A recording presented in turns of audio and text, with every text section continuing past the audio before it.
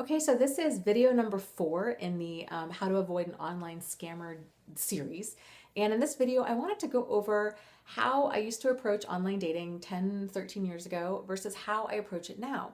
And I met my first husband, my only husband, on through an online dating site, 10, 13-ish years ago, and that worked out really, really well.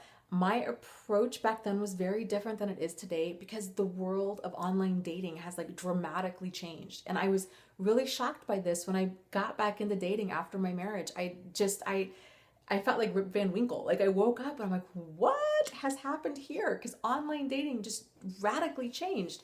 So how I went about it back then was I was really sketched out to meet a strange man off the internet, right? Because we're all kind of taught like don't talk to strangers, don't.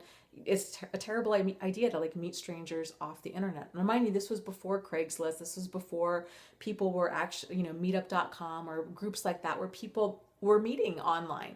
So they were, you just didn't really meet with strangers.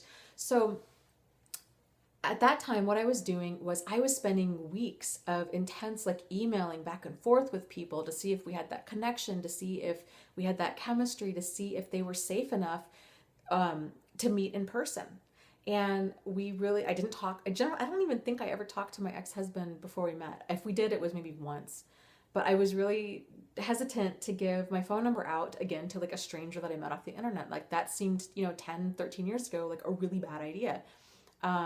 I also went into dating thinking, I want to go on a proper date. I would like to go out for, dinner and a movie or something along those lines. So, fast forward to today, I have very quickly learned that there are so many just liars and scammers and con artists online.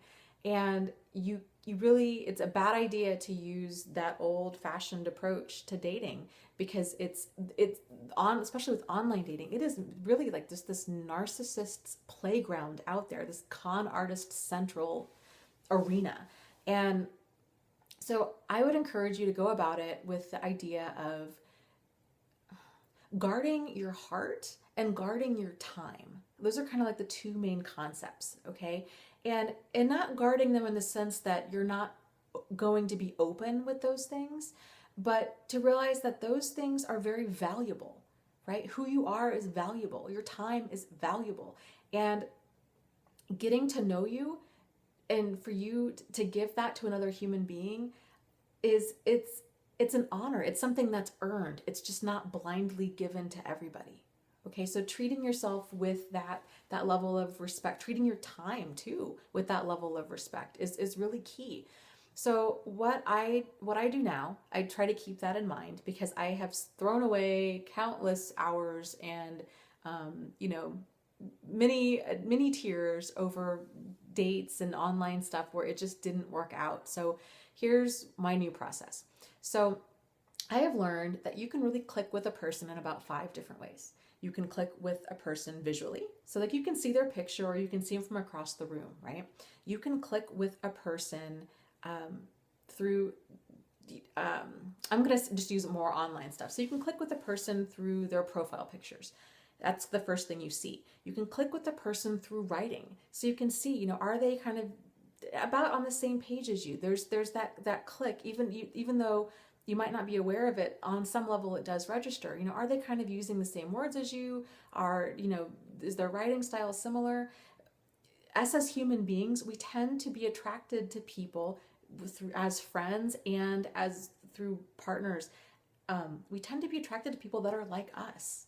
That sounds really narcissistic, right? But it's true. And I'm sure that there's a really great like biological reason for that, but that's what it is. So you can kind of tell a lot about a person through their writing. Is it similar to yours?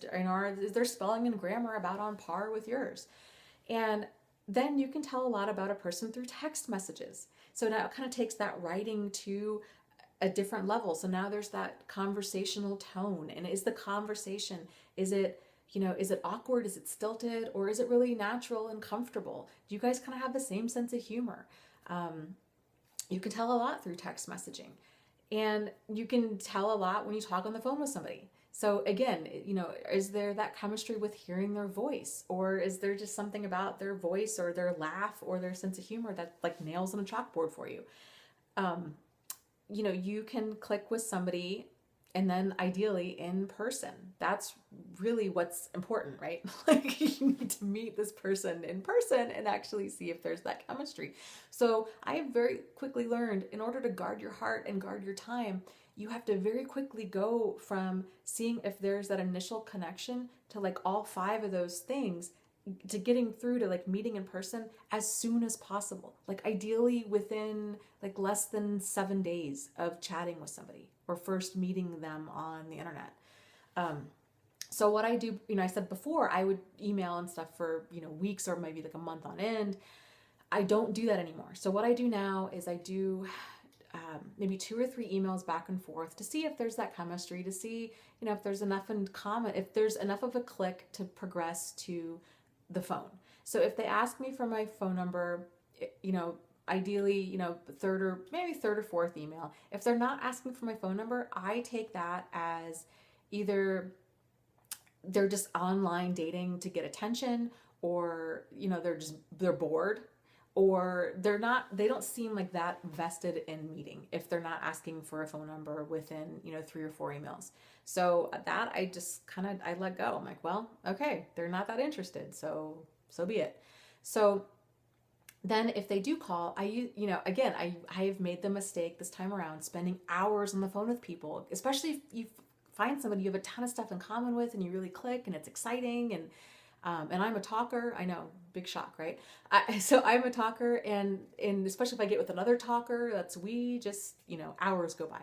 So, but I've learned that's a huge mistake, because then if you progress to meeting and then there's no in-person connection, it's super awkward, and it's hard because somebody has their feelings hurt. Either you have your feelings hurt because they're not interested in you, or you're not interested in them, and now you have to let them go, let them down, and you've already spent 16 hours talking to them, all about everything, and it's really awkward. So you want to spare, and again, you want to value yourself and your emotions and your time, but you also want to value other people's emotions and their time. So to kind of think of it like that. So you want to meet right away. You don't want to do, I strongly caution you against doing like a traditional date where it's dinner and a movie. You really want to do just a date. Just meet. Just meet and make sure that they are who they claim that they are. So it's not uncommon, again, for people online dating to show up and the picture's 10 years old, or the picture's 100 pounds less, or the picture's not even them. I've heard crazy horror stories from different guys that I've gone out with, wild, like online dating stories where you just think, what was this other person thinking that's so disrespectful of their time and their emotions to pretend to be something that you're not, or that you're not that person today. That's not cool.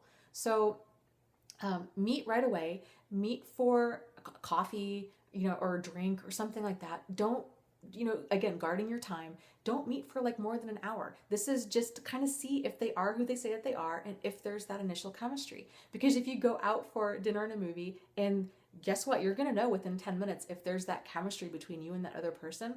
And if there's not, which there's a solid chance that there's not, right? I mean, dating is just the numbers game. Or if your spidey sense is going off about them, now you're stuck with them for like 3.5, 4 hours. Like you want to be able to just meet, see if there's that chemistry, and then set up a second date, like a more real date, right? Like dinner and a movie or whatever.